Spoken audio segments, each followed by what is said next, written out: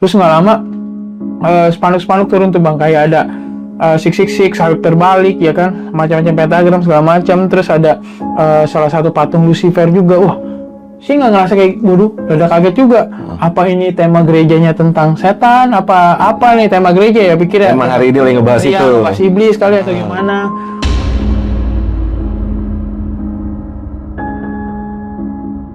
Dia khotbah, terus dia bilang kayak gini pak, dia sebutin semua tokoh-tokoh agama yang kita percayalah, yang ada gitu di dunia.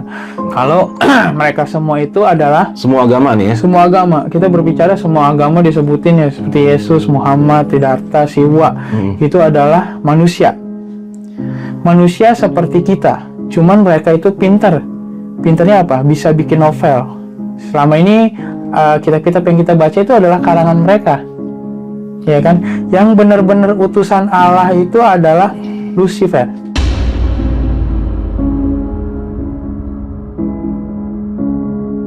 Kalau gua mau dikasih lihat nih surga dunia itu apa, Oleh si pendeta ini. versi mereka ya. Jadi kebebasan itu apa versi mereka. Jadi ya udah, gua datang lagi. Jadi tempat itu ada 3 sekatan itu, yang pintunya itu bisa, yang pintunya itu ada jendelanya bang, kayak ada kacanya. Jadi kita bisa ngelihat di dalam kaca. Kayak pintu dapur lah ya. Kayak gitulah. Teman-teman mungkin bisa tahu kalau pintu dapur seperti apa tuh.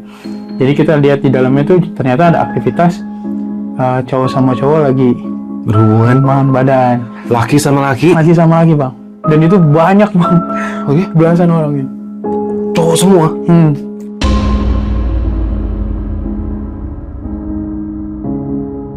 Tapi dikasih tahu sama dia, kalau yang di situ adalah suami istri bang, yang boleh bertukar-tukar pasangan. Oh, pasangan ini juga banyak juga. Banyak. Jadi cewek cowok gitu, misalkan dia mau sama yang ini, dia boleh tuh ntar sama yang ini, ntar ganti lagi sama yang ini. Kiraan ada berapa pasang bro? Ya belasan sih. Wah. Dan itu semua pengikut gereja ini. Ya.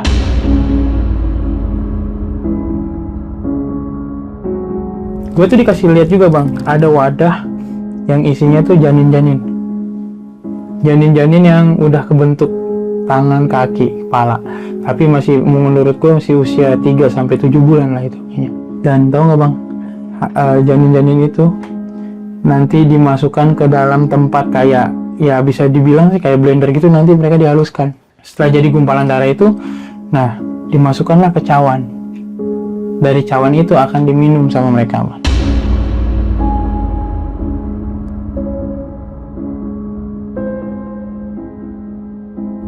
Dan yang terbaru lagi bang, yang lebih fresh lagi di 2024 akhir sama di 2025 ini, di bulan Januari itu saya sempat sakit. Mereka tahu kelemahan saya ini ada di keluarga, jadi mereka coba ngancam saya sampai di mana saya benar-benar ngerasain saya ketakutan dan saya sakit. Dalam beberapa hari itu saya nggak bisa jalan, saya benar-benar tiduran aja, rebahan aja, dan seperti di saat saya tiduran tuh seperti ada yang mengintai saya bang. Ada yang mengintai saya. Nanti saya kasih lihat fotonya. Saya sampai megang handphone itu sampai nggak kuat, saking lemesnya nggak kuat yang ke handphone, mencet itu jadi kayak ngeblur. Tapi puji Tuhannya dapat fotonya. Dapat fotonya. Nanti teman-teman bisa lihat. Oke.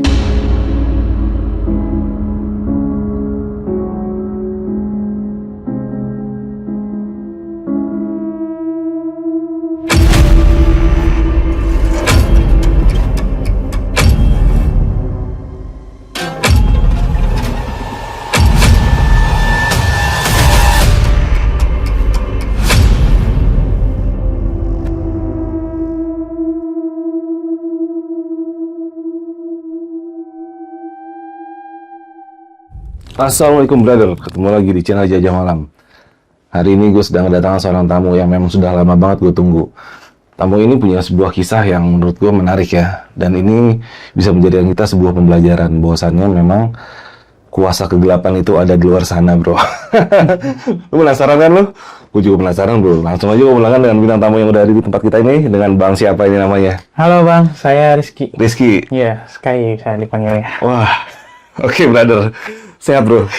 Puji Tuhan, sehat bang. Alhamdulillah. Ya lu, thank you nih udah nyempetin datang ke tempat gue ya. Iya, sama-sama bang, udah diundang juga ke sini. Gue udah sebenarnya udah dari dulu banget bro pengen banget ngadirin lu sini karena iya ini terus terang kisah lu ini buat gue apa ya menarik banget dan ini ngebuka mata gue bahwasannya memang ada bisa dibilang sebuah sekte atau komunitas luar sana yang memang bekerja dan terus melakukan ini ya. Yes, betul. Wah, mungkin lu bisa spill dikit nih buat yang pada nonton sebelum kita mulai. Iya, buat teman-teman semua, saya ini Rizky yang pernah tersesat dalam gereja setan. Oke. Nah, udah spillnya segitu aja. Lu penasaran kan? Ini spill tersingkat sepanjang sejarah channel gue bro. Langsung, gua nggak akan motong lagi. Lu ceritain bro, dari awal sampai apa dan itu bagaimana. Yes. Biar ini jadikan sebuah edukasi buat semua yang pada nonton bro ya. Iya. Oke, lu cerita, gua akan motong lagi. Sikat. Siap. Jelajah Malam akan mengangkat sebuah kisah perjuangan seorang anak muda bernama Rizky yang sempat tersesat ke dalam sekte gereja setan. Apa yang akan diungkap sangat mengerikan tentang kenyataan praktek dan kuatnya jaringan sekte ini yang meliputi semua lapisan masyarakat mulai dari orang biasa, politisi, artis bahkan tokoh nasional yang menjual jiwanya kepada iblis demi dimudahkannya karir maupun jabatan melalui jaringan yang ternyata memang sudah terstruktur secara kuat dan sistematis, bahkan dinaungi oleh perusahaan-perusahaan besar berskala internasional. Semoga sajian kami kali ini bermanfaat untuk membuka wawasan kita semua, bukan hanya dari kaum Nasrani, akan tetapi musuh dari semua umat manusia dan agama yang ada untuk membimbing umatnya ke arah yang benar, dari tipu daya iblis dan dajjal yang memang sudah dituliskan di setiap kitab suci yang ada. Mari kita ikuti bersama.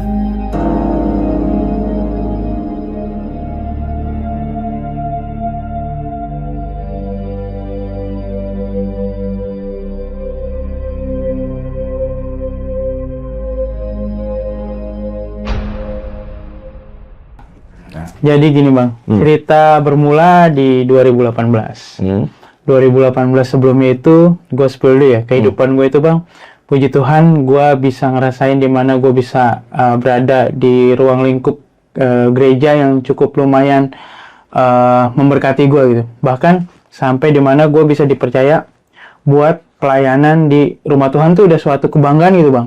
Emang dulu cita-cita kayak, aduh kapan ya gue bisa melayani di rumah Tuhan gitu. Terus bisa ikut ambil andil gitu buat bantu gereja, dan itu terwujud saya kan di sebelum 2018 dan puji Tuhannya berjalan gitu sampai gue tuh bisa dibilang waktu gue tuh semuanya gue kasih untuk Tuhan Pak.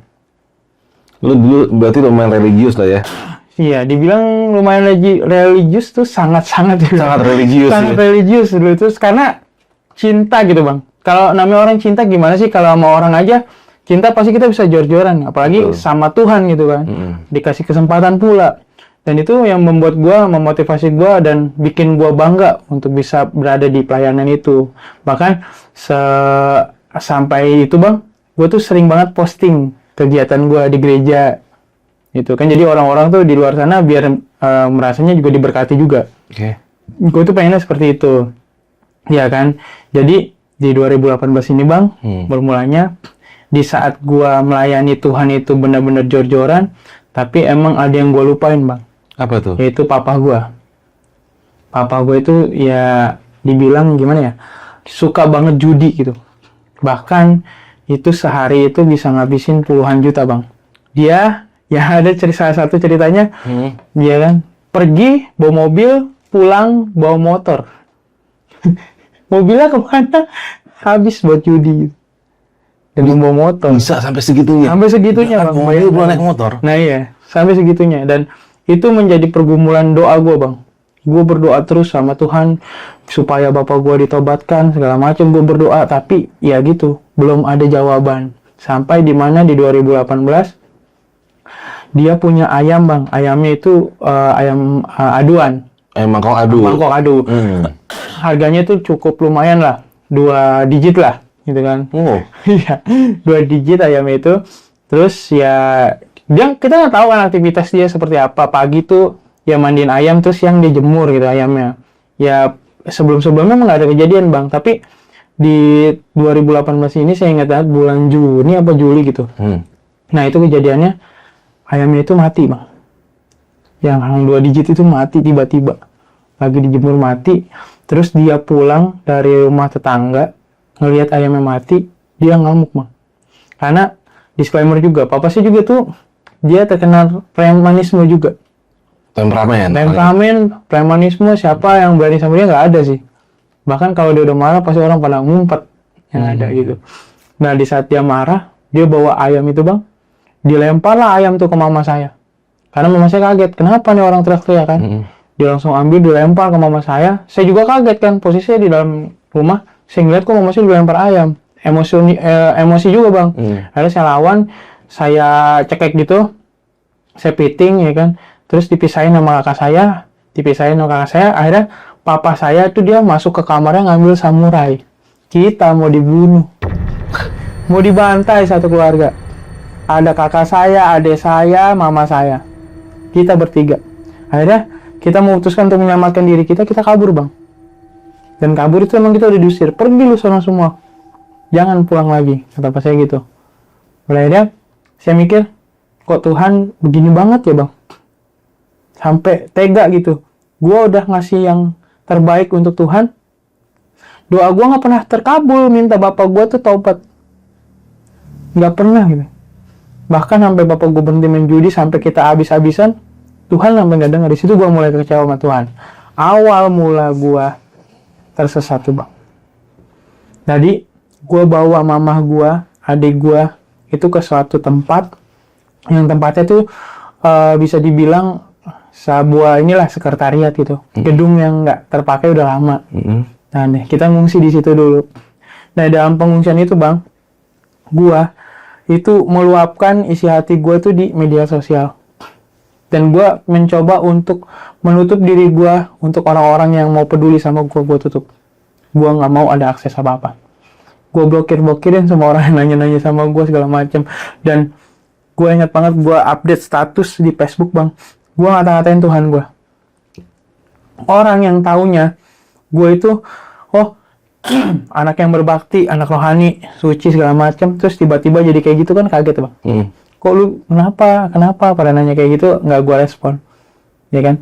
Dan pada dimana akhirnya gua itu dapet DM bang.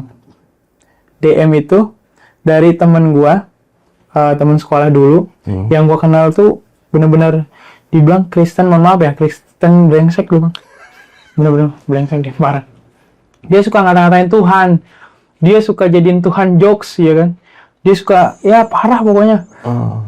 Dan tiba-tiba dia datang lagi ke saya dengan mengucapkan kata shalom. Mungkin di sini teman-teman yang Kristen pasti tahu arti shalom itu kan. Kalau di Islam tuh kayak assalamualaikum gitu, kayak menyapa. Kan shalom itu berarti kalau di itu bang, bahasa damai sejahtera untukmu. Jadi kan ya mau nggak mau harus saya balas juga shalom juga kan. Dan sih kaget nih orang, masih hanya paling ini kali ya, bercanda kali ya, pikir saya sih kayak gitu. Dia ucap salam, saya bilang salam, saya balas. Akhirnya dia nanya, kenapa lu bro gitu. Dia nanya seperti itu, ya kan, saya jawab, oh gue lagi ada masalah gini sama keluarga gue. Akhirnya dia tuh tiba-tiba ngasih saya ayat bang, terus untuk mengasihi orang tua. Kok nih orang tiba-tiba ngasih ayat Alkitab nih, perasaan lu nggak ini banget gitu. Padahal gua udah yang lama pelayanan buat Tuhan, kok lu jadi nyeramahin gua? Dalam hati saya kayak gitu. Dan ada yang takjub juga nih, orang kok bisa kayak gini ya? Gitu kan? Ya udah saya ladenin. Oh, care juga nih orang, nyaman juga saya bang sama dia. Akhirnya langsung dia ngajakin saya singkat cerita untuk ketemu. Ayo kita ketemu yuk, ngobrol langsung aja. Nanti gua ajak deh pendeta gua. Nah itu bang yang bikin saya ini pengen banget ketemu siapa sih yang bisa ngubah dia sampai dia bisa se-care ini. Dari orang yang seperti dulu itu jadi begini. Dulunya kita terkenal kayak ibaratnya kayak gandalan nggak jelas. Terus kalau ngatain Tuhan dijadiin jokes, terus tiba-tiba jadi alim begini ya kan. Ya udah tanpa mikir panjang saya yain. Ketemuan lah kita di satu rumah makan. Rumah makan itu kita ngobrol bang, ngobrol bareng sama dia, santai ngobrol. Wah, dia tuh obrolannya bisa dibilang kalau zaman-zaman anak sekarang daging ya.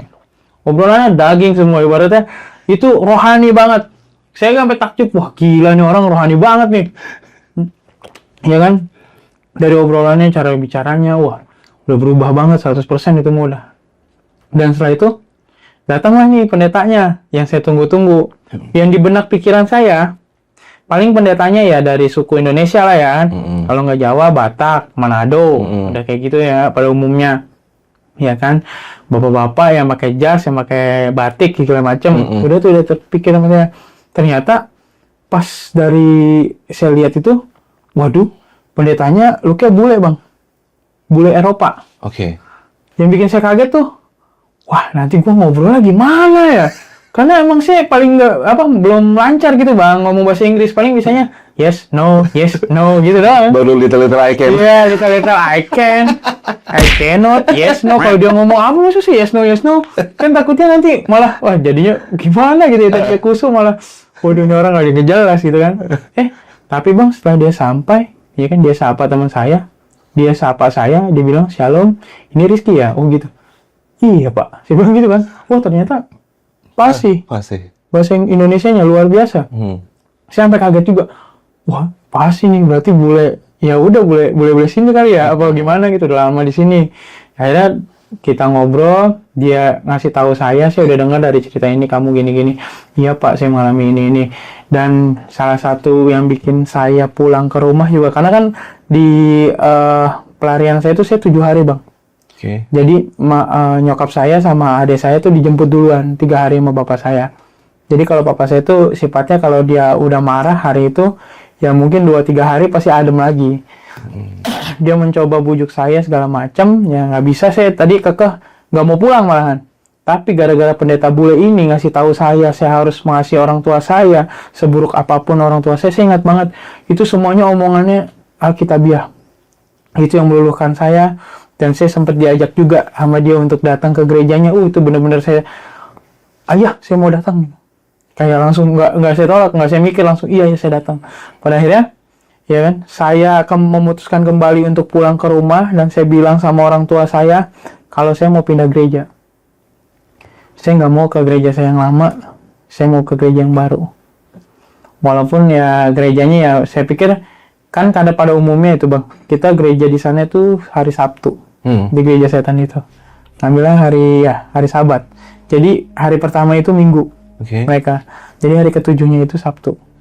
Nah dari situ udah saya udah ngomong seperti itu dan mama saya mengiyakan, yang penting kamu ke gereja, sama mama saya gitu. Ya setelah itu udah ke gereja, ya kan, saya berangkatnya nih udah harinya bang, dengan excited udah ke gereja, mikir segala macam, kayaknya gerejanya enak nih, bagus nih, ya kan. Gak ada pemikiran yang gimana-gimana lah gitu.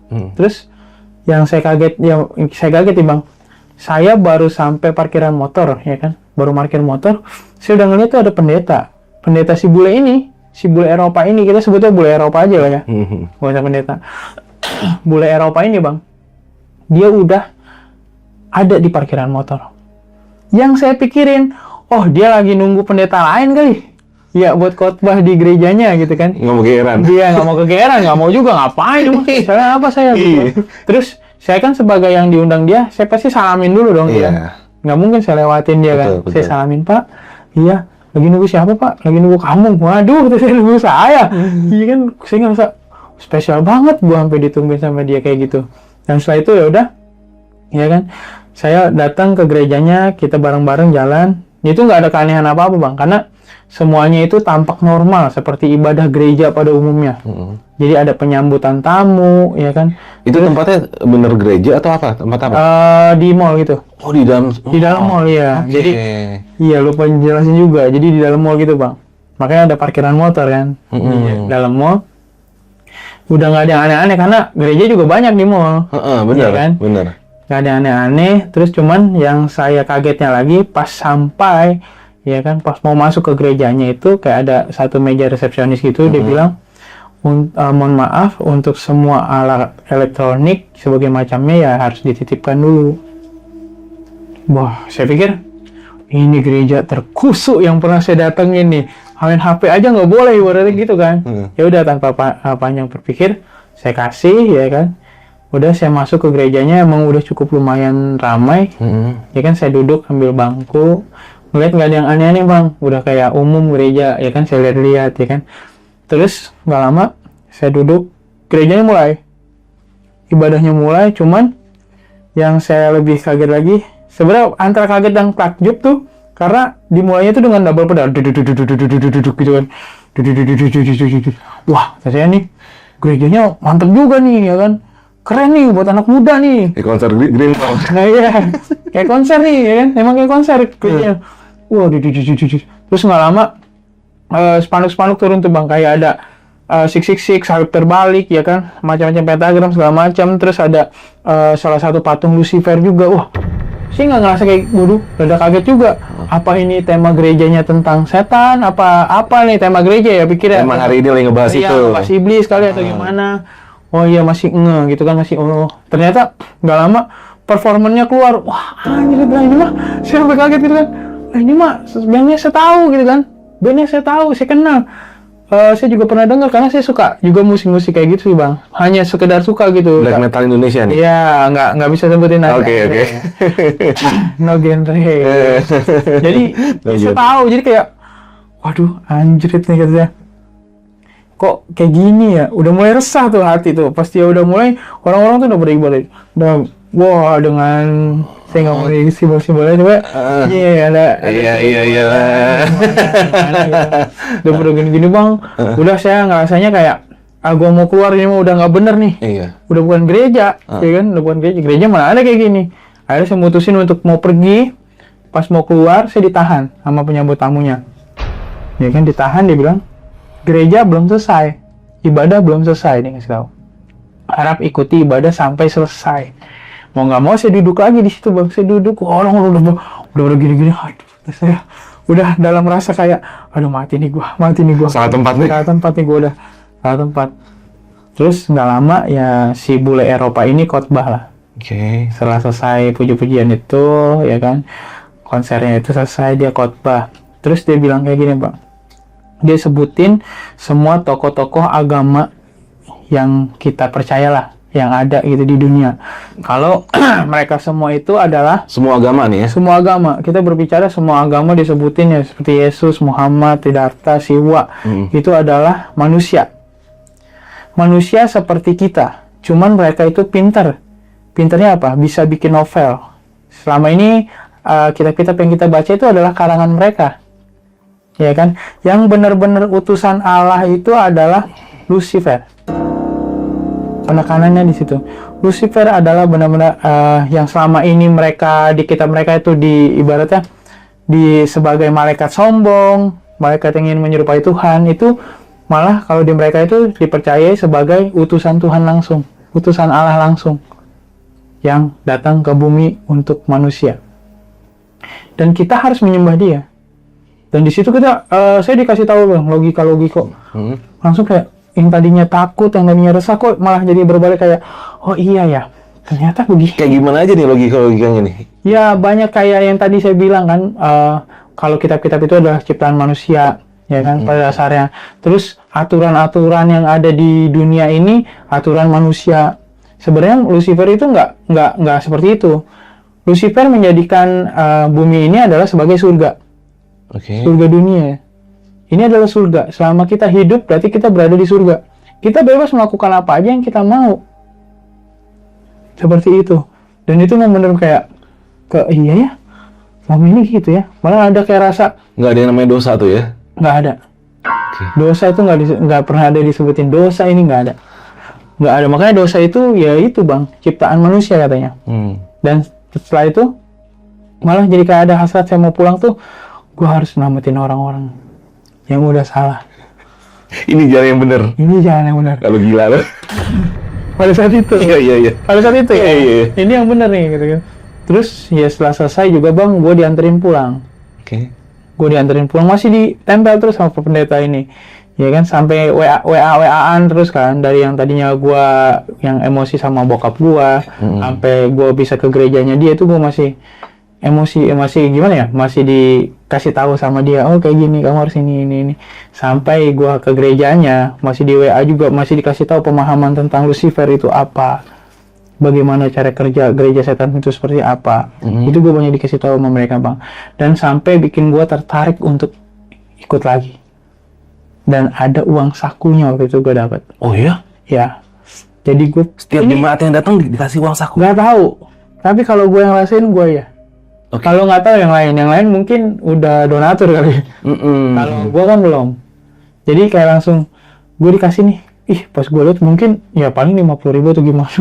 Ternyata banyak, 350.000. Lumayan. Waduh, itu gue, lumayan lah itu pas zaman itu lagi dimana gue lagi sangat-sangat butuh juga, ekonomi juga lagi sangat jatuh juga gara-gara judi itu bang.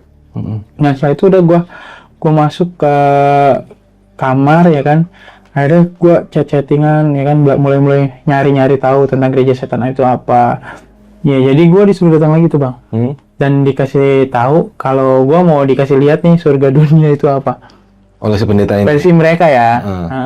Jadi kebebasan itu apa versi mereka. Jadi ya udah gue datang di sana, langsung gue dikasih tahu di tempat itu ada kayak sekat-sekatan itu bang di dalam gerejanya ya kan, kayak ada satu tempat khusus lah. Kalau di gue tuh biasanya dipakai untuk sekolah minggu tempat itu, dan kalau mereka enggak. Jadi tempat itu ada 3 sekatan itu, yang pintunya itu bisa, yang pintunya itu ada jendelanya bang, kayak ada kacanya. Jadi kita bisa ngelihat di dalam kayak pintu dapur lah ya. Kayak gitulah, teman-teman mungkin bisa tahu kalau pintu dapur seperti apa tuh. Jadi kita lihat di dalamnya tuh ternyata ada aktivitas cowok sama cowok lagi Berhubungan badan, laki sama laki bang. Dan itu banyak bang. Oke. Belasan orang gitu. Cowok semua? Lagi begitu. Terus dikasih tahu lagi ruangan sebelahnya cewek sama cewek. Oke. Cewek sama cewek lagi begituan juga. Dan itu kayak ya udah menurut gue biasa aja gitu kan yang 2 ruangan ini. Dan yang gue kaget itu di ruangan ketiga bang, ada cewek sama cowok, kan normal. Cewek sama cowok berhubungan badan kan normal ya. Jadi itu yang gue pertanyakan, Pak ini mah normal gitu kan, biasa aja, nggak kayak gimana. Tapi dikasih tahu sama dia kalau yang di situ adalah suami istri bang, yang boleh bertukar-tukar pasangan. Oh, pasangan ini juga banyak juga? Banyak. Jadi cewek cowok gitu, misalkan dia mau sama yang ini, dia boleh itu ntar sama yang ini, ntar ganti lagi sama yang ini. Perkiraan ada berapa pasang bro? Ya belasan sih. Wah. Dan itu semua pengikut gereja ini? Ya, itu adalah ya dibilang udah udah ibaratnya udah taken kontrak lah sama mereka semua. Udah ngasih apa yang mereka mau gitu ibaratnya. Jadi mereka dapat kebebasan seperti itu. Ya kan? Dan pasangan yang normal itu juga ternyata pasangan yang sudah dipilih sama mereka. Yang nantinya hasil dari mereka itu akan dikeluarkan sebelum waktunya. Sorry, sebelumnya dipilih dalam arti kriteria seperti apa nih dipilih? Yang sudah dinikahkan, ibaratnya dinikahkan sakral secara di sana, versi sana. Versi gereja ini. Versi gereja setan itu ya. Setelah itu? Dan itu mereka itu sudah ditentukan, oh nanti bayi kamu akan menjadi sakramen, ya isian kamu akan jadi sakramen. Dan gue tuh dikasih lihat juga bang, ada wadah yang isinya tuh janin-janin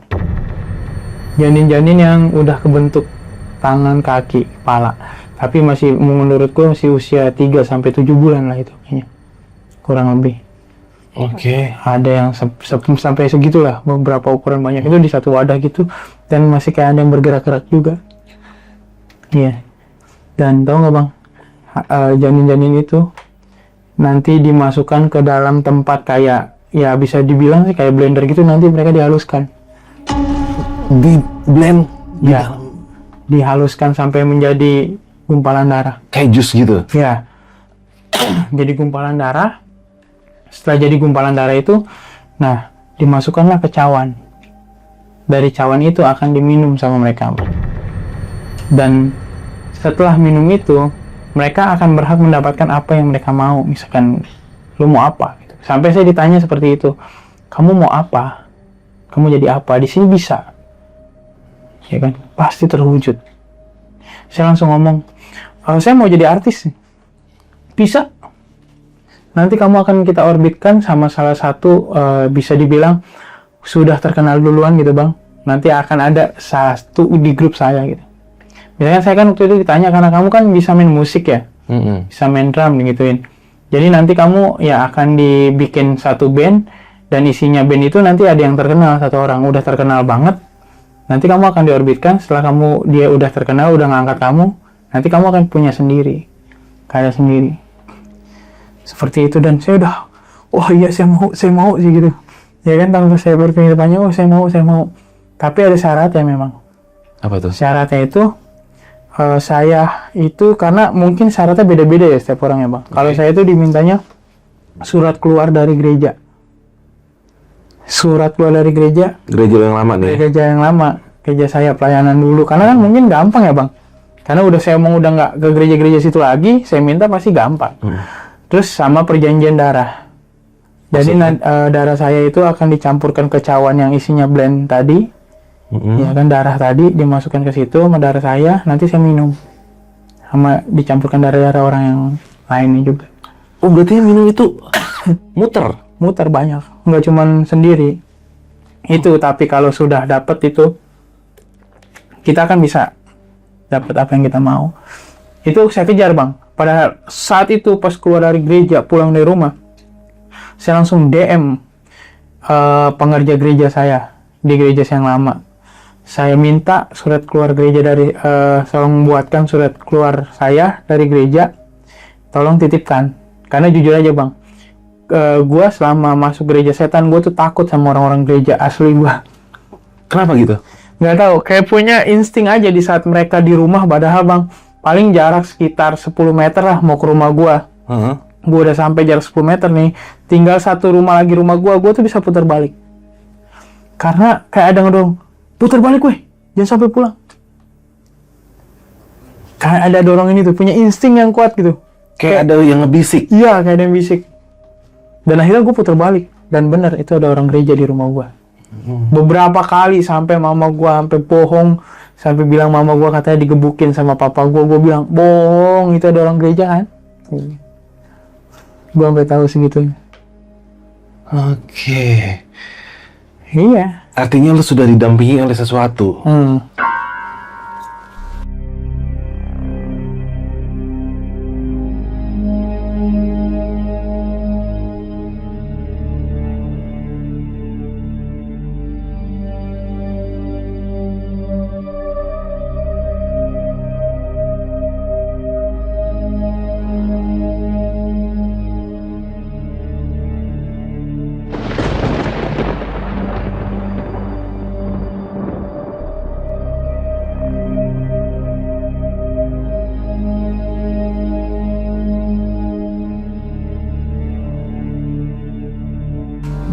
Dan kayak udah ada, ya udah pembisik gitu bang. Pokoknya setiap kali ada orang gereja mau ke rumah, bahkan kalau gue di rumah pun lagi di kamar, gue tuh bisa buru-buru pergi karena udah tahu nih mereka udah pada datang ke rumah. Sampai punya kepekaan sampai segitu. Ya gitu kepekaannya. Ya setelah dari situ bang, ya kan gue udah coba mutusin untuk, ya gue harus gimana caranya harus dapet gitu surat gereja itu, karena semakin waktu mepet itu semakin kayak ada desakan gitu, kayak ayo gitu, kayak harus dapet. Sampai gue bela-belain saudara gue bilang, lu kalau bisa sampai dapet surat keluar dari gereja gue nih, gue kasih lu 1.500.000, nanti lu gue aja ke gereja gue. Segituin dia orangnya pun masih hidup. Dan tahu juga kisah ini. Jadi kayak, oh iya gampang gitu kan, karena emang cuman surat keluar gereja doang. Tapi tetap kekeh, masih tetap minta saya untuk ketemu langsung, saya untuk datang ke gereja langsung. Untuk dapat surat ini lo harus datang sendiri? Iya. Oke. Dan saya nggak mau. Saya takut. Ada rasa takut? Rasa takut, itu saya takut banget. Kayak ada gitu, nggak berani saya untuk datang ke sana, nggak deh. Dan pada akhirnya sampai di mana, saya balik lagi ke gereja, ya kan, cuman bisa ngeliatin orang minum hasil yang tadi bang. Di cawan itu minum. Terus saya bukannya ngerasa gimana-gimana ya, malah ngerasa sedih. Sedihnya karena ya saya nggak bisa ikut bergabung. Sedihnya karena itu. Iya, bukan sedihnya. Bukannya sedih bahagia, oh gue ini enggak, tapi sedihnya, gue nggak bisa ngerasain itu, gue nggak bisa dapat apa yang gue mau, karena yang gue butuhkan pada saat itu ya ekonomi. Oke. Gue mau kaya, gue mau ini, gagal. Gue di situ cuma diem, lemes aja kayak merenung. Terus si pendetanya juga kayak menghibur gue, ya tenang, nggak apa-apa, nanti masih ada kesempatan berikutnya.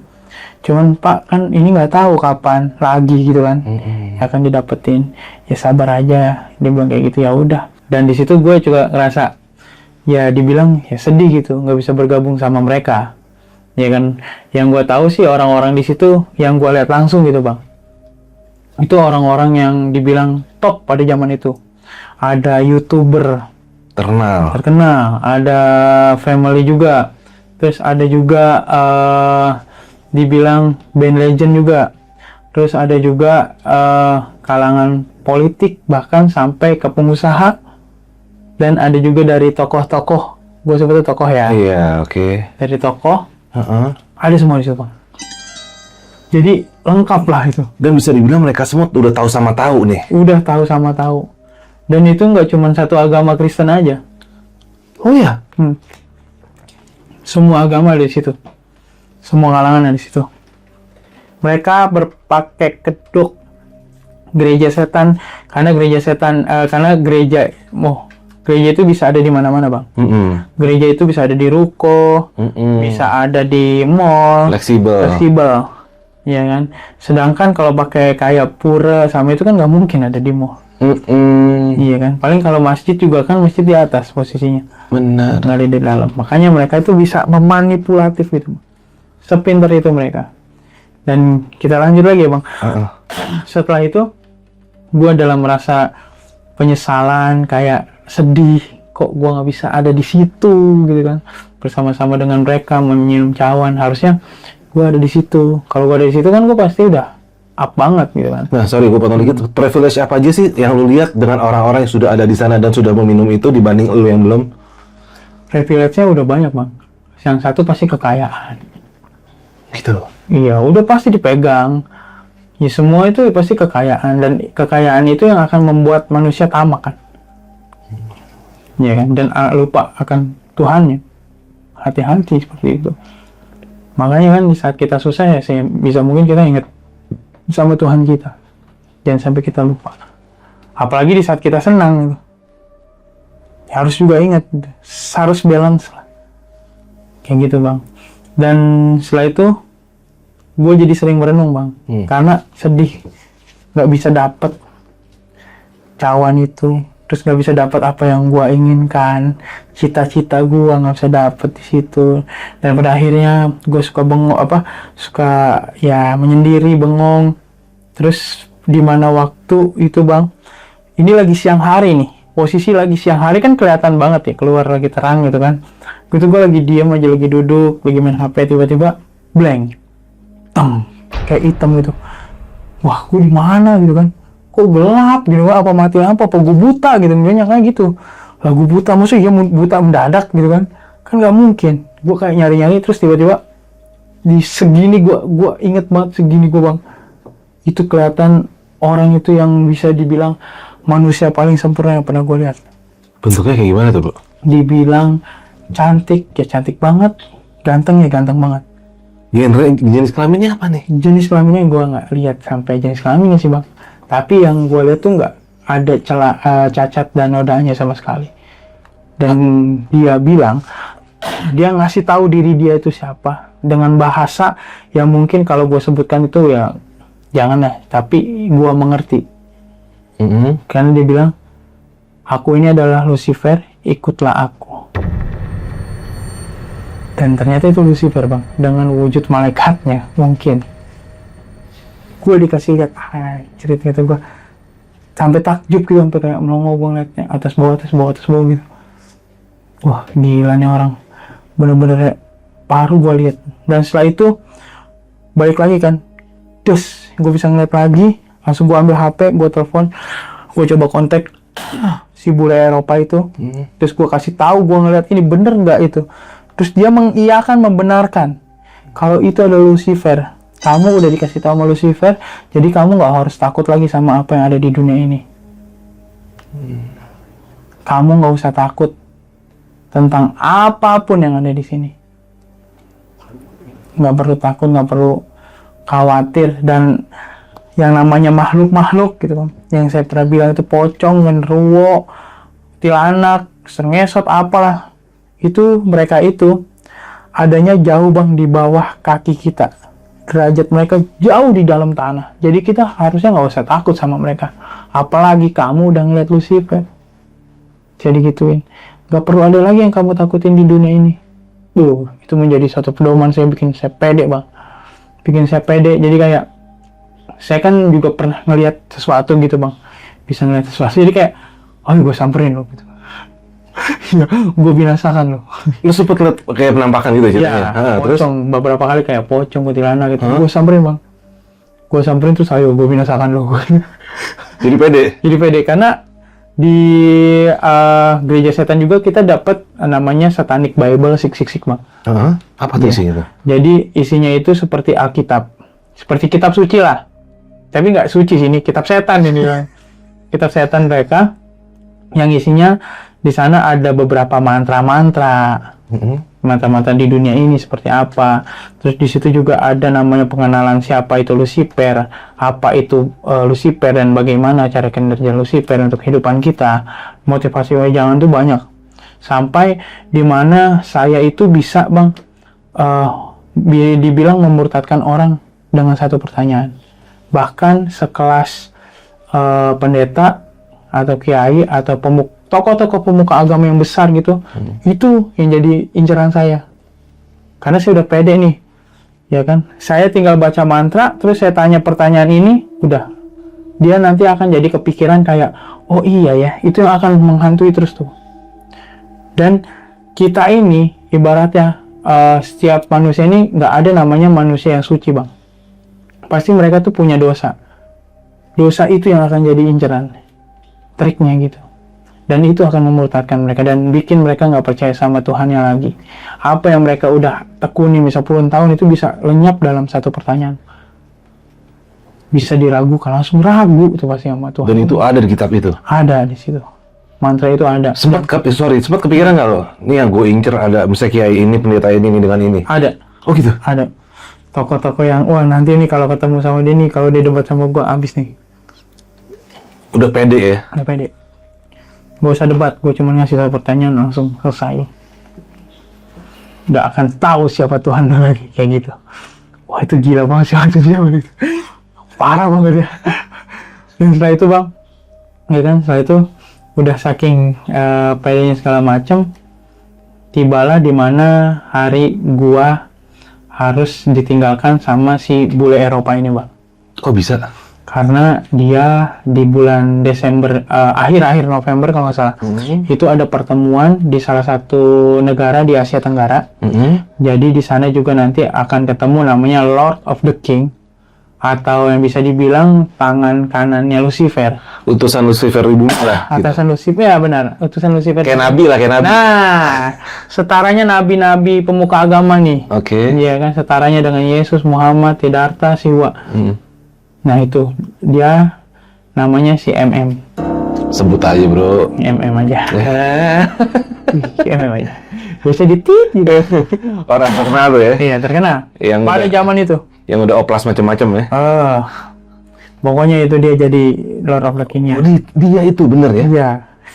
Di sana juga bang dikasih tahu kalau pendeta itu nggak akan megang namanya alat komunikasi. Mereka tuh kan fokus namanya bisa menjentikan jari aja langsung turun hujan.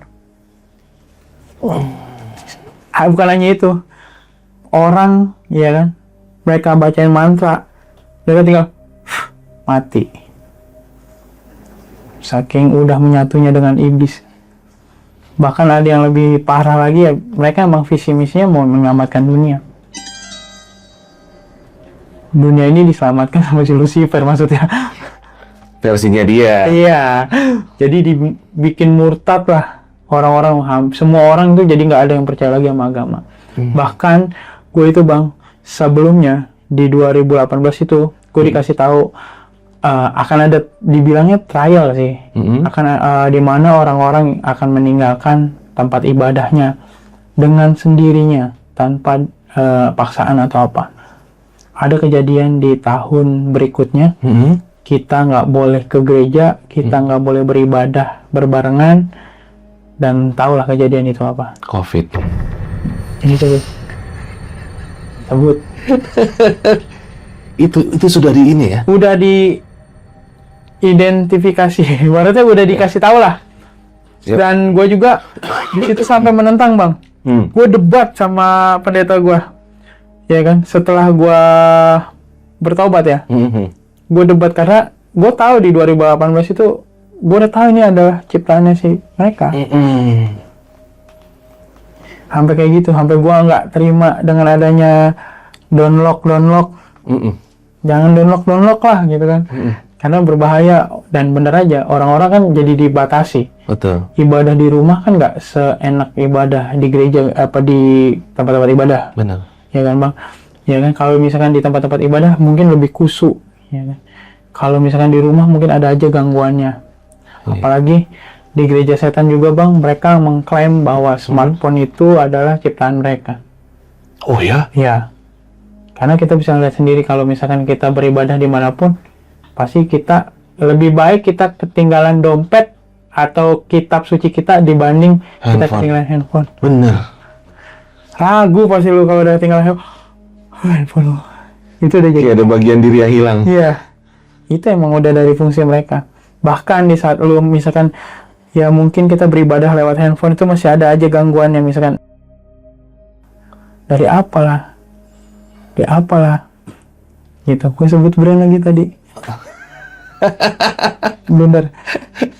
Di bip. Yaudah, ntar gue pip. Ya, dari brand itu pokoknya semua itu udah mereka klaim, dan itu akan sebenarnya jadi pusat pendanaan mereka juga, Bang. Ada ibaratnya korporasi besar yang memang sudah dijalankan oleh mereka, dan ini untuk mendanai. Bahkan kayak yang gua datang aja tuh gua dapat duit 350.000 kan. Nah, yang ngebawa gue ini temen gue dapat 3.500.000, Bang. Misalkan gue bawa orang, gue dapat 3.500.000, temen gue dapat 3.500.000. Temen gue yang gue bawa orang, ya kan, gue dapat 3.500.000, temen gue dapat 3.500.000. MLM. Ya, kurang lebih kayak gitu. Oh, perputaran uangnya.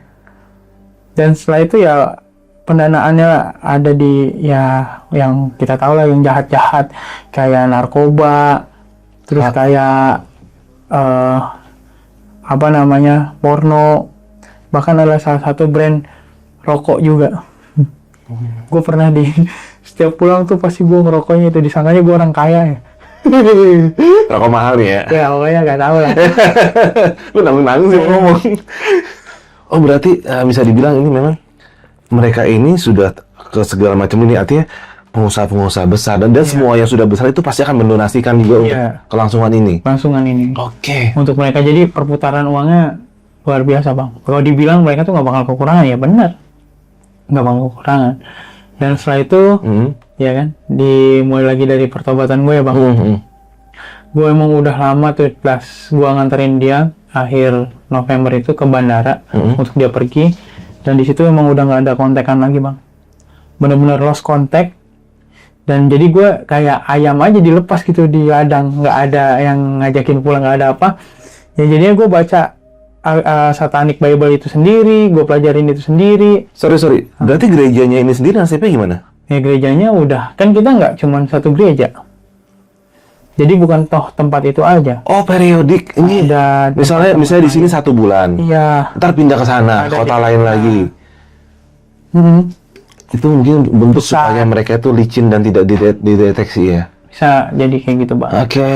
Dan setelah itu ya udah nggak ada kontekan lagi. Gue coba belajar sendiri di kamar, dan awal mula pertobatan gue tuh ketemu sama orang gereja. Yang nemuin gue tuh ibu gembala gue sendiri. Dia buka pintu gue dan langsung ketemu gue. Aduh, kok kayak nggak ada, kok gue sampai aneh sendiri sama diri gue. Kok nggak ada kayak ngedorong gue gimana. Nggak ada insting untuk dia datang gitu. Iya. nggak ada yang kayak gimana kok kayak gitu tiba-tiba ketemu gitu kan. Aneh juga.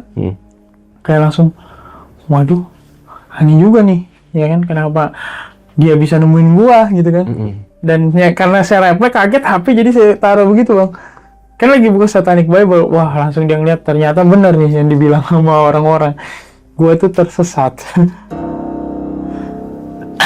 Tersesat. Dia langsung lihat handphone lo. Lihat handphone saya, langsung saya matiin gitu ya kan, terus lihat wallpaper saya lagi ada pentagram ya kan, gambar-gambar Lucifer segala macam. Ternyata benar, ini si Rizky ini bukan ke gereja yang benar, ke gereja setan. Mama saya di situ bang, baru tahu langsung nangis-nangis, kaget ngeliat anaknya, wah ternyata selama ini gerejanya beda gini-gini. Wah udah ada gue diceramain segala macam cukup lama sampai gue cuma dengar iya, bahkan sampai ada di diri gue tuh pengen lu ntar gue sesatin juga lu gitu. Ya cuman ada kepikiran lagi, nggak boleh, karena itu udah saya anggap sebagai nenek saya sendiri sih bang. Saya udah nganggap itu udah kayak orang tua saya juga. Hati kecil masih bermain. Ya masih ada yang berbisik seperti itu. Sama saya janganlah. Akhirnya ya udah biarin dia doain saya. Tumpang tangan, di saat dia doain, nggak bakal mempan lah, gue udah nggak percaya sama Tuhan. Dan akhirnya udah doa dia selesai, dia pulang, ya kan. Dia suruh saya ke gereja, saya bilang, saya udah nggak percaya Tuhan kok, segitu. Akhirnya dia pulang. Pas pulang di beberapa hari kemudian itu bang, di bulan Desember itu datang lagi teman-teman saya dari gereja. Dari gereja itu ada guru sekolah minggu saya, 2 teman cewek sekelas saya, sama 1 teman saya yang pernah saya ajak pelayanan bareng. Sekarang dia ngajakin saya untuk pulang. Kata saya kebalik, dulu saya ngajakin dia, ya kan, lucu juga. Terus saya tanya sama dia langsung, kok lu bisa ketemu sama gua? Gimana ceritanya sih gitu ya kan. Ternyata bang, yang saya baru tahu persiapan mereka tuh emang luar biasa. Dari mereka puasa, mereka berdoa ya kan, jadi nggak cuma sekedar datang aja, tapi mereka megang kuasa itu, akhirnya bisa menembus saya, ketemu sama saya, sampai nggak ada bisikan yang mampu sampai menembus mereka datang. Iya. Sampai mereka ketemu saya, dan akhirnya saya juga didoain di situ, ditumpang tangan, dan cuman pikiran saya, ini gue orang mau gue murtatin aja apa ya, gue sesatin aja ya, apa kayak gitu. Cuman udah kasihan, mikirnya kasihan lah gitu. Ya udah pada akhirnya mereka pulang nih, ngasih undangan Natal. Biasanya emang Desember Natal ya bang. Natal nih ada 3 undangan saya dikasih waktu itu buat datang. Tapi ya bang, ya gue udah nggak percaya sama Tuhan gitu kan. Akhirnya mereka pulang, ya undangan itu saya sobek-sobek, saya buang. Udah saya buang, saya udah nggak peduli lagi sama, ya udah gue udah nggak peduli, udah nggak bakal mau ke gereja. Dan saya inget banget bang, dimana akhirnya benar-benar malam pertobatan itu tiba buat saya. Tanggal 21 Desember 2018 itu saya lagi pulang nih bang. Saya kan emang kebetulan ada kerjaan freelance ya. Pulang nguci kantor sekitar jam 8-an, sampai dimana saya ngeliat ke langit tuh bulan lagi terang banget posisinya. Terang banget begitu, bulat. Terus di sebelahnya, sebelah bulan itu ada gambar kayak salib, tapi berbentuk awan, kayak gumpalan awan gitu, bentuk salib. Saya sampai ngomong gini, Tuhan Yesus, kalau emang lu, kayak nunjuk gitu, kalau emang lu mau balik, gua balik lagi ke rumah lu, gua datang lagi ke rumah lu, bisa nggak tuh mindahin gumpalan awan ke tengah-tengah bulan? Saya gituin. Kan itu hal yang mustahil bang. Biasanya kayak ya udah itu paling ya sepenglihatan saya aja atau gimana, kebetulan aja atau gimana. Pas saya sampai rumah nih bang, sampai rumah, buka gerbang rumah, mau masukin motor, saya sempat menoleh ke atas gini, melihat, langsung saya langsung begini.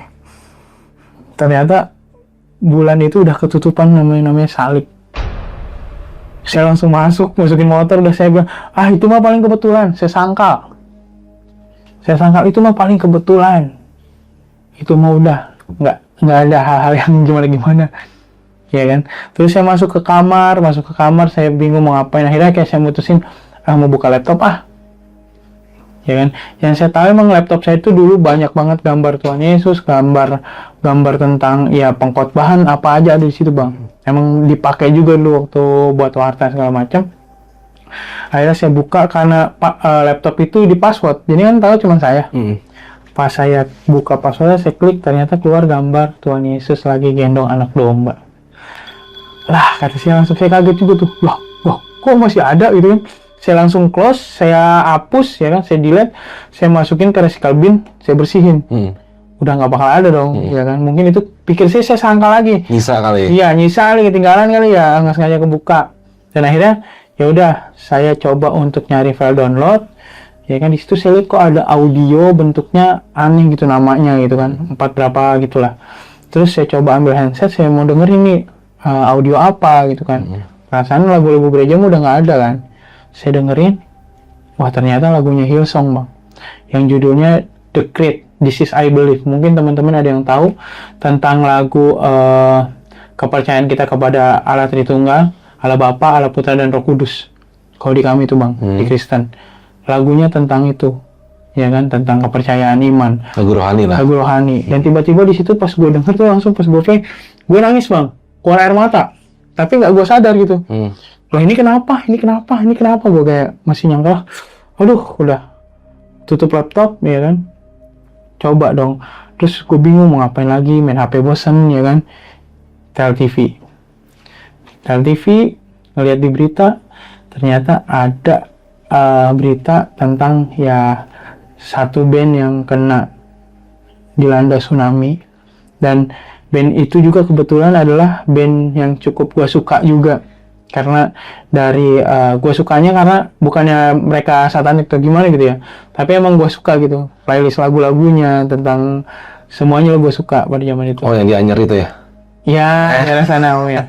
Itu kena langsung kayak bikin gue kayak aduh apa lagi nih ya kan. Langsung gue matiin TV, dah gue mencoba untuk tidur, nggak bisa tidur juga. Terus ya udahlah, gue karena mau ke toilet kan, toilet gue ada di bawah ya kan, dekat kamar nyokap gue. Nah di situ gue dengar kayak ada, pas mau ke toilet kok kayak ada suara cewek nangis ya kan. Kok suaranya kayak gini, siapa? Terus gue lihat, gue langsung nih ke kamar nyokap gue lihat, wah ternyata nyokap gue lagi berdoa bang, lagi sujud berdoa gitu. Terus dia sebut nama gue, dia pengen gue balik lagi ke gereja. Intinya itu. Sambil nangis. Sambil nangis, dia berdoa memohon sama Tuhan. Dan di situ yang meluluhkan hati gue untuk, yaudah gue anterin besok Natal, karena kasihan juga kan bokap gue udah nggak ke gereja, abang gue udah nggak ke gereja, tinggal adek sama mama gue doang, siapa yang mau nganterin dia? Kan mikirnya gitu, ya udah gue anterin ke gereja. Emang karena posisinya nyokap gue juga udah sakit ya kan, udah sakit, ya udah kasihan gitu mikirnya.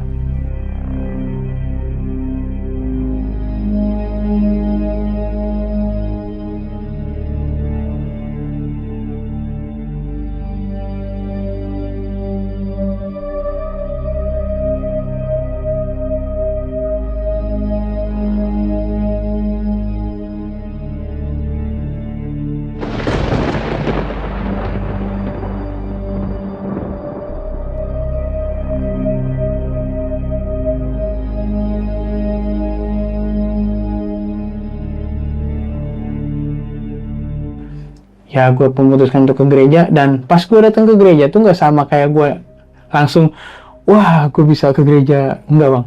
Tapi pas gue datang ke gereja tuh kayak gue bingung, lah ini orang lagi ngapain ya kan, lagi nyanyi apa, kok kayak gini gitu kan. Kayak sampai gue nanya ke saudara gue, ini lagu apa? Masa lu nggak tahu? Ini lagu Natal. Kan lagu Natal kan paling sering lagunya itu doang bang. Dan gue udah lama kan ikut Tuhan gitu kan, cuman beberapa bulan aja di gereja satanik itu, di gereja setan. Tapi gue langsung nggak tahu kalau pas gue ke gereja tuh kayak bingung gitu, kayak balik lagi kayak orang, lagu apa? Oh gitu. Ya udah. Dan di situ udah memutuskan karena udah heart to heart sama nyokap gue di perjalanan. Dia ngomong ya udah sekarang mah tobat aja, balik lagi kepada Tuhan itu. Dan emang gue memutuskan karena udah nggak ada kontak lagi, ya udahlah, kasihan nih nyokap gue, karena mungkin itu juga yang meluluhkan hatinya kan. Nyokap gue udah sakit, udah gimana. Gue memutuskan untuk bagian orang tua gue aja, gue balik ke gereja lagi. Pas balik ke gereja nggak sama bang, kayak ke gereja gue dulu. Gua ke gereja aja nggak tahu lagu-lagu gereja, bener-bener nggak tahu, kayak orang-orang polos gitu. Bahkan gua itu nggak bisa ngomong Tuhan Yesus baik. Di saat gua ngomong Tuhan Yesus baik itu kan ada lagu yang Tuhan Yesus baik, sungguh amat baik, itu pas gua nyoba nyanyi, itu gua gitu lah, begitu kayak lagu. kayak orang, ya mohon maaf gitu, kayak orang kayak gitu. Gitu. Nggak bisa, selalu berat. Kenapa kayak gitu? Ya kan, terus tiba-tiba gue mau ngangkat tangan disuruh, namanya kan ada worship leader ya di gereja gue nih, di saat gue udah bertobat gitu, gue udah udah mencoba untuk ke Tuhan, gue mencoba ngangkat tangan ini nggak bisa bang, kayak ada yang meluk erat gitu, kayak kenceng, wah aduh bikin gue kayak, aduh gue sampai sesak napas, kayak dipeluk kenceng banget, ya nggak bisa, ini ada yang aneh di dalam tubuh gue nih. Dan pada saat itu juga, malam itu juga pulang dari gereja gue langsung minta tolong sama pendeta gue yang nggak ngasih surat gue itu. Lo temuin tuh? Gue langsung lari, gue bilang, kok saya minta tolong, gue langsung muntah depan dia lagi sama istrinya, gue langsung tiba-tiba kayak ada ngekek gue, kayak parah banget, kayak gitu, kayak sampai muntah. Itu bener-bener, ayo lawan kamu bisa, ayo terus lawan. Ya waduh, dia tahu itu posisi saya lagi apa, dia tahu saya seperti bagaimana. Dan setelah itu di beberapa minggu selanjutnya ya saya mulai dikasih lagu-lagu, suruh dengerin lagu gereja, karena saya juga kan akan melakukan namanya pelepasan. Tapi sebelum pelepasan itu saya harus menyiapkan diri saya tuh bang, ya kan, suruh baca Alkitab segala macam. Ya udah, saya udah megang Alkitab nih, singkat cerita di rumah udah dikasih juga lagu-lagu gereja di flashdisk tuh. Pas saya buka, lah kok Alkitabnya nggak ada bacaannya, putih. Saya buka semuanya, kagak ada, blank, putih. Terus saya tanya sama kakak saya, sama adik saya, ada tulisannya nggak? Ada. Ada tulisannya nggak? Ada. Saya tanya mama saya, ada tulisan? Ada. Kok saya nggak ada ya? Nah, situ tuh kan yang pertama, ya kan. Jadi pertobatan itu nggak mudah bang, ada rintangannya.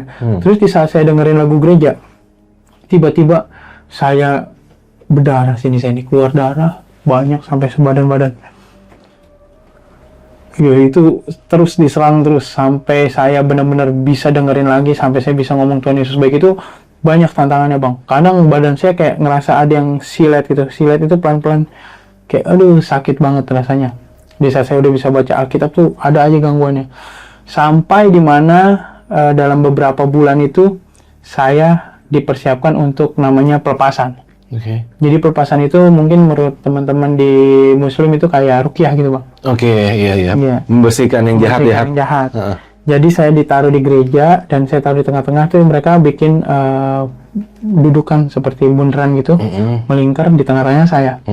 Itu bang, baru mulai satu genjrengannya jreng, wah saya langsung udah beda alam rasanya. Udah kayak bukan di gereja yang tadinya saya gereja. Saya ngerasa kayak udah, oh ini di mana nih, gelap begini. Saya coba di situ bang, cuma lari-lari aja bang, lari nggak ketemu, lari masih gelap aja, lari terus saya berusaha lari kayak aduh. Terus saya ingat kata pendeta saya, sebelum saya melakukan pelepasan itu, saya cuma dikasih tahu ngomong Tuhan Yesus baik sama Tuhan tolong, Tuhan Yesus tolong. Pokoknya ada 2 itu saya ingat tuh, Tuhan Yesus baik, Tuhan tolong. Wah, Tuhan Yesus ada omongan itu. Dan setelah itu saya cuma ingat Tuhan Yesus baik, Tuhan tolong saya, Tuhan Yesus baik kayak gitu. Terus saya ngeliat ada cahaya bang, cahaya terang banget di depan itu, kayak ada tangan gitu ngulurin tangannya, terus pegang saya. Saya pegang dong, saya pikir udah nih, saya udah, puji Tuhan nih bisa keluar. Tapi bang, yang satu megang di sini ternyata ada yang megang saya lagi dari kuasa gelapnya. Dan saya lihat itu yang benar-benar sangat menakutkan sekali sih bang. Kalau sampai saya ingat tuh kayak, aduh, itu saya nggak mau lagi nih kenal-kenal sama mereka. Iblis itu bentuknya bukan kayak iblis-iblis yang kayak gini-gini, mungkin masih cemen lah. Itu lebih serem lagi bang. Semua abstrak, ya muka yang mata di mana-mana, yang ada ya benar-benar iblis banget gitu. Yang udah berantakan, wah serem banget, giginya di mana-mana, tentang dosa semua itu pokoknya bang. Ada di situ yang dosa menakutkan benar-benar. Di saat saya ditarik itu saya mencoba, ya udah Tuhan Yesus tolong saya, Tuhan Yesus tolong saya, Tuhan Yesus tolong, Tuhan Yesus baik. Akhirnya saya ketarik, saya ngelepasin mereka, saya ketarik, terus saya ngelihat di depan itu kayak ada taman gitu bang. Tamannya bagus banget. Yang saya yakin tuh saya udah di surga tuh. Wah, gue udah mati nih. Saya pikir kayak gitu kan. Karena di situ tuh kayak ada bangku bentuk U gitu bang. Di tengah-tengahnya nih ada orang bercahaya banget, terang banget. Terus tangannya tuh bisa nyampe ke pojok sama pojok bang. Jadi bangku itu bentuknya U itu isinya keluarga saya semua. Dari ada nenek saya, papa saya, mama saya, itu sampai yang ada almarhum itu masih di situ. Keluarga besar lah ya. Keluarga besar. Saya pikir ya udah, saya udah mati kali ini. Udah, terima kasih Tuhan, saya cuma bilang gitu aja. Dan di saat Tuhan bilang, nih ada bangku kosong, sini duduk sini. Saya nyamperin bang, itu kalau saya ingat banget tuh, saya merinding lah. Masih merinding banget. Saya nyamperin, saya duduk, dan saya cuma ngomong, Tuhan Yesus terima kasih banyak. Tuhan Yesus baik. Di saat saya ngomong kayak gitu, saya balik lagi ke gereja. Gitu. Iya, waduh, saya di gereja Dalam lagi. lingkaran itu. Iya, udah dipegangin bang. Ternyata saya katanya, ya versi gereja itu saya ngamuk-ngamuk. Ya, saya katanya kesakitan lah, saya ngerasain apa-apa. Padahal saya rasain tuh ya nggak ngerasa di situ. Saya nggak, pokoknya di alam lain beda. Tapi versi mereka seperti itu yang saya nggak tahu juga. Dan di saat saya sadar, saya sembuh, saya cuma ngomong, saya maafkan papa saya. Tuhan Yesus baik. Saya peluk pendeta saya ingat banget. Saya mau maafkan atas segala kesalahan papa saya, karena yang bikin kepahitan tuh dari awalnya papa saya. Dan di situ sampai sekarang, puji Tuhan bang, saya bisa bersaksi dan bisa menguatkan untuk teman-teman juga supaya tidak ada rizki-rizki yang lain yang tersesat di dalam gereja setan. Seperti itu ya, puji Tuhannya ya saya ada seperti itu. Oke, ini luar biasa sih. Dari sini bisa gue simpulkan, artinya di sini ini cerita lu versi agama Kristiani. Mungkin juga ada yang versi Hindu, versi Muslim, versi ya. Mereka masing-masing bergerak semua ya. Wah ngeri ya. Sorry sebelum gue lagi. Setelah kan lu artinya sebelum di gua pun lu sudah ada di podcast tempat lain. Iya. Artinya lu ngebuka sesuatu tentang sektanya mereka nih. Gak mungkin mereka cuma diem aja. Ini pasti ada yang bisa lanjutin, lu bisa cerita sama gue lagi nih. Jadi bang ya. Jadi sebenarnya setelah kejadian itu bang, ya banyak sih contohnya, ya kayak ancaman-ancaman itu pasti ada. Berupa gimana tuh bro?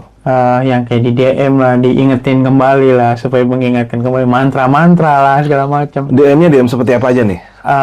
Ya itu, ada yang isinya mantra tentang satanik, ada juga mengingatkan saya saat kita melakukan ritual, ada yang dibaca juga. Itu, tapi udahlah, saya cuman, ini mau saya hapus-hapusin. Sorry, ada yang ngancem, sorry, untuk membunuh? Ada. Oh ya? Ada, tapi nggak saya tanggupin. Karena kan kalau di Instagram saya bang, sekarang itu udah saya set, jadi kalau mau masuk ada di permintaan dulu. Iya, kemarin gue mau DM susah banget. Diprotek banget ya orangnya, macam artis aja. Kayak gitu. Jadi setelah itu juga banyak bang yang ngalamin juga ke fisik juga ada. Nah gimana tuh bro? DM yang gua ngalamin sih yang ini aja ya, mungkin yang parah tuh di 2023 kalau salah. 2023 awal apa ya, 2023 awal kalau salah ya.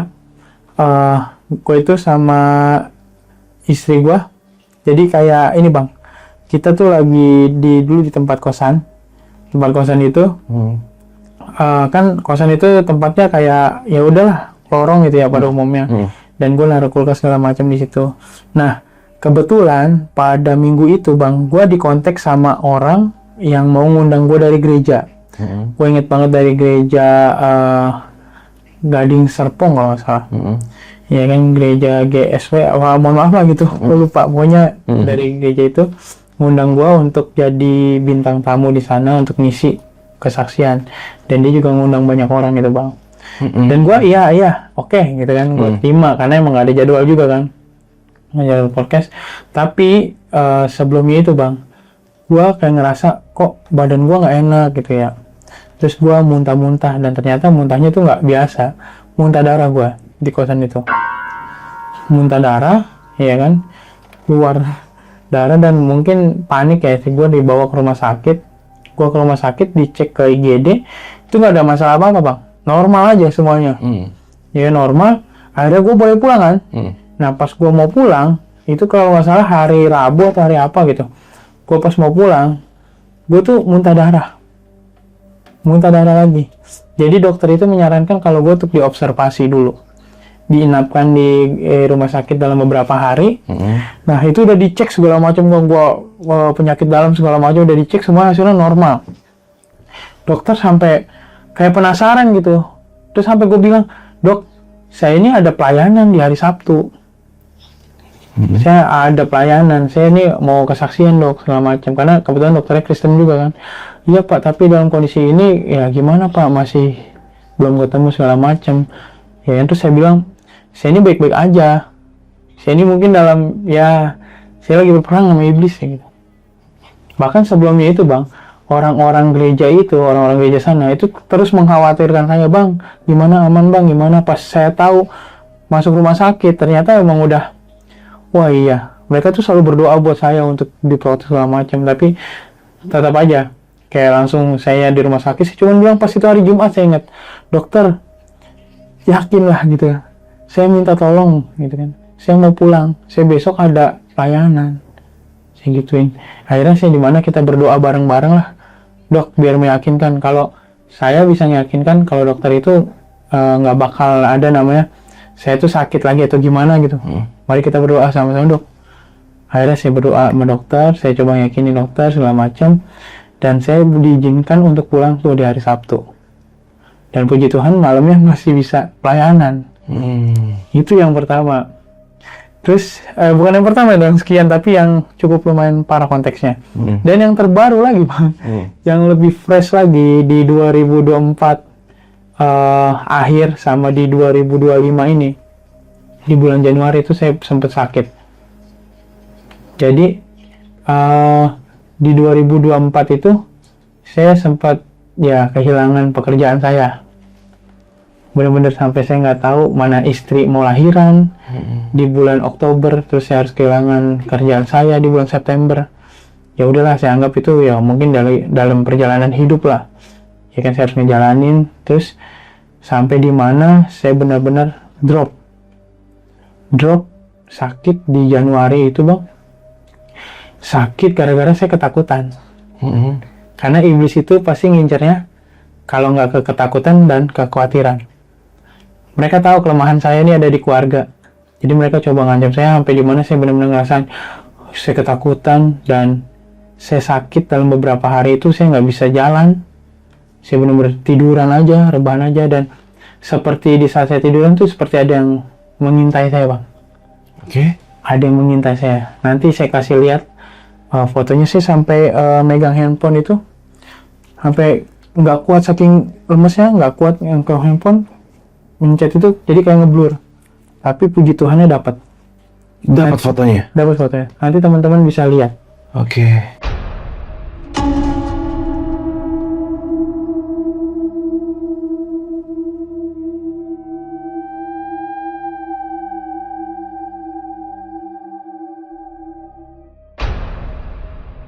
Dan sebelum itu juga kejadian itu berlanjut, akhirnya saya muntah darah lagi.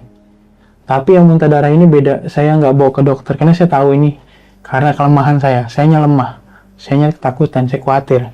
Karena saya nggak tahu kalau nanti ke depannya, karena saya udah nggak kerja, terus anak saya baru masih kecil, terus yang satu juga mau sekolah yang gede, itu gimana harus biayanya. Itu saya benar-benar jadi ketakutan saya bang. Sampai saya diserang seperti itu, dan setelah diserang itu bang, mereka tuh malah ngeledekin saya. Karena kan saya upload kan, saya up. Gimana? Yang masih percaya dengan Tuhanmu yang fana, ada yang kayak gitu salah satunya. Terus dikasih ayat, gimana? Enak gak sekarang percaya sama Tuhan? Gimana podcast nih? Masih mau berperang sama Tuhan? Waduh, itu saya masih lanjut sampai sekarang. Saya buktikan saya lanjut. Gokil. Mereka tuh kayak ngeledek ya. Iya. Tapi sih ini sih bro, ya maksudnya kan lu tadi sempat terserah sih lu mau jawab awal atau enggak, terserah lu. Lu tadi sempat menyinggung kalau lu sempat dikeluarkan dari pekerjaan lu kan. Kalau kita ngeliat dari tadi runutan apa yang kita bicarain, bahwasannya mereka ini di segala lini mereka ada. Dan mereka punya jaringan yang sangat kuat dan solid. Kan mungkin nggak sih ada cocok loginya mereka mempergunakan jaringannya dan tahu siapa lo, dibikin lo sesusah mungkin, sehabis mungkin.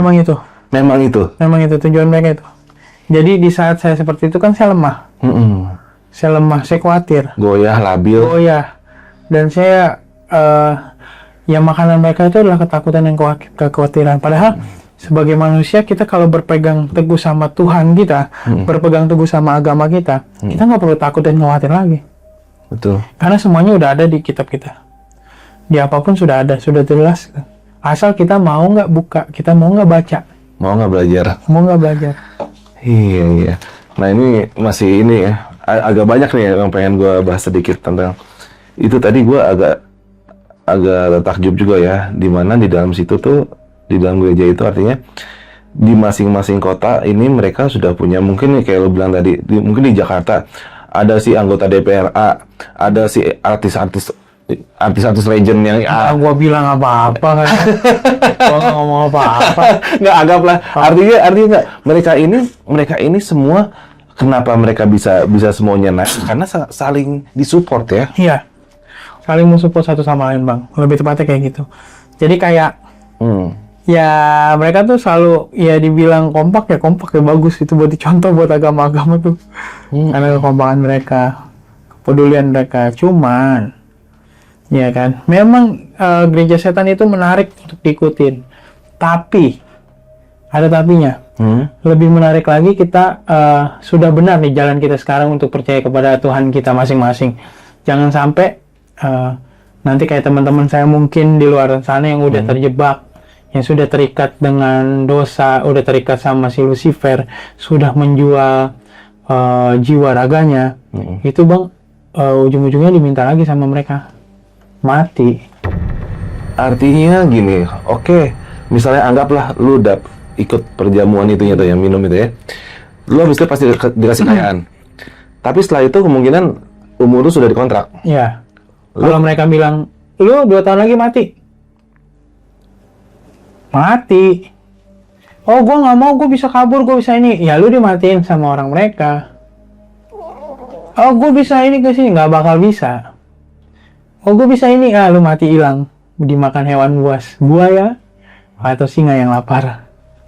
Kalau ketangkap mereka. Iya. Kalaupun nggak ketangkap pasti kena. Mau lu lari ke mana pun, sampai ke lubang semut pun pasti ketemu.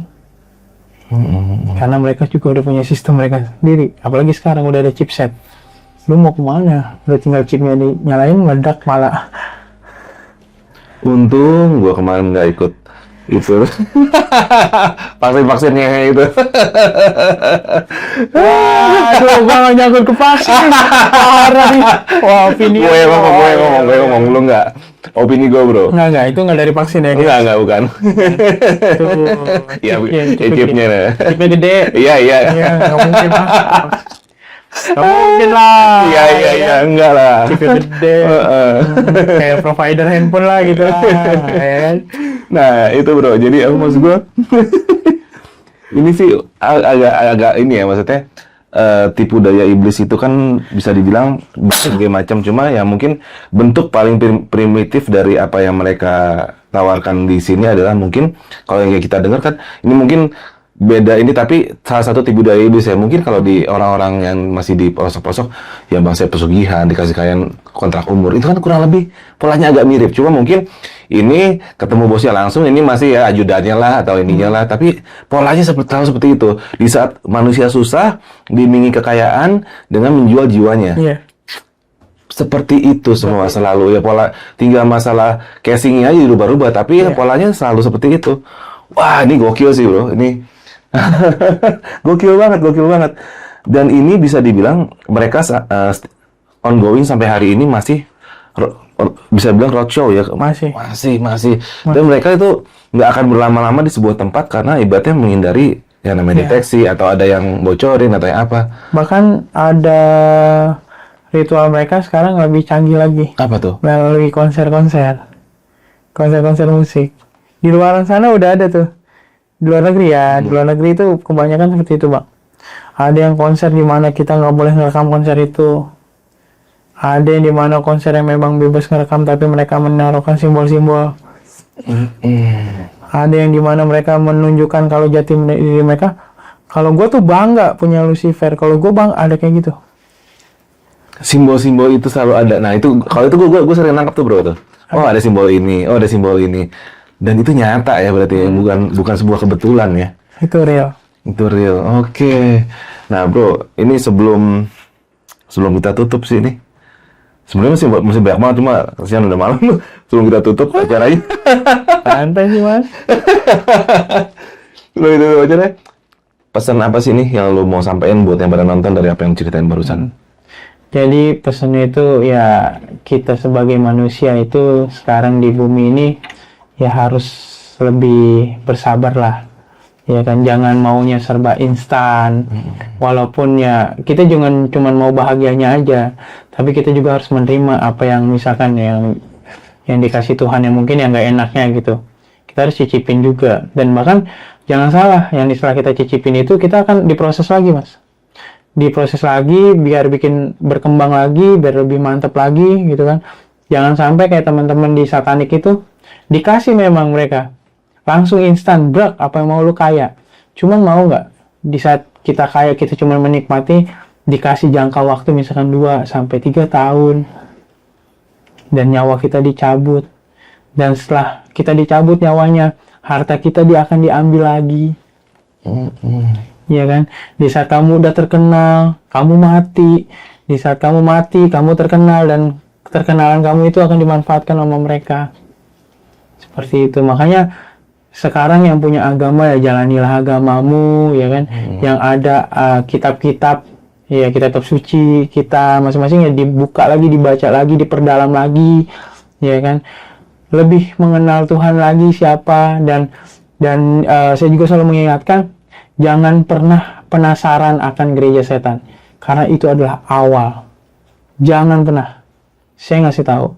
Mungkin di podcast lain ada yang pernah ke gereja setan, dia nggak pernah ngomong kayak gini. Mungkin itu adalah salesnya. Wuhu. Gue demen nih. Itu bro.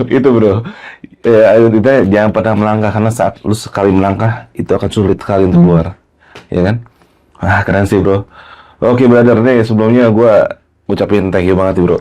Udah datang, udah kesini, udah diundang juga nih. Thank you banget. Udah ngasih edukasi karena buat gue edukasi lu ini adalah sesuatu yang universal ya. Nggak hanya untuk Kristiani tapi untuk Muslim, untuk Hindu, untuk Buddha, bahwa mereka itu ya ibaratnya iblis itu memang membenci semua yang namanya agama.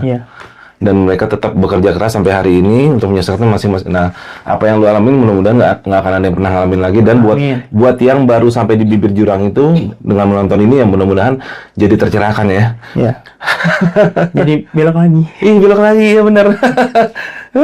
Muter balik ya kan sebelum telat. Jangan suka nge-DM saya, bang di mana bang, itu siapa ya, itu hati-hati tuh. Banyak yang nanya. Saya bilang saya podcast itu di sini itu untuk berperang sama mereka. Dalam arti saya mau memperkokoh iman kepercayaan kita kepada Tuhan gitu. Bukan untuk merobohkan. Jadi buat teman-teman ya kalau yang ada yang nge-DM saya itu siapa bang, itu di mana saya mau ikut. Mohon maaf kalau nggak saya balas karena saya bukan sales mereka. Yang sebelah aja kali. Yang sebelah aja kali. Oke deh brother. Oke bro, ini udah cukup lumayan ya. Banyak yang kita senggol-senggol dari banyak. Gue Alwi dari Jaya Malam dan Bang Rizky. Kita undur dulu Bang Rizky ya. Kita ketemu di episode selanjutnya. Assalamualaikum warahmatullahi wabarakatuh. Deh.